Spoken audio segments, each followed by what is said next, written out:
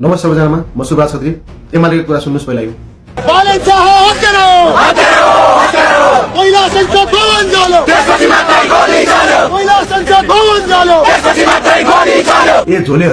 ए झोलेहरू तिम्रो बुद्धि कहिले आउँछ ए झोलेहरू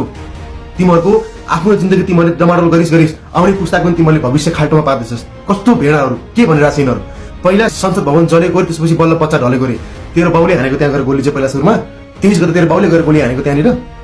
पहिला बच्चा ढलेको कि पहिला संसार बलेको यो कुरा पहिला यकिन गर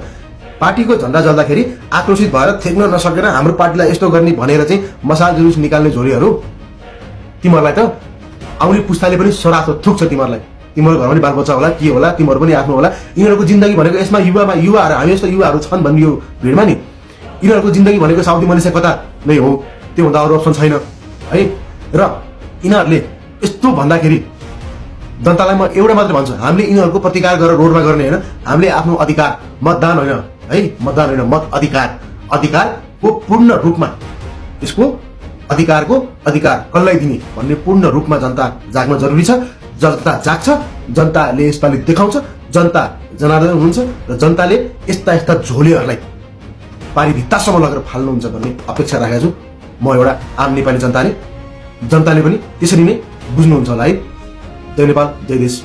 धन्यवाद।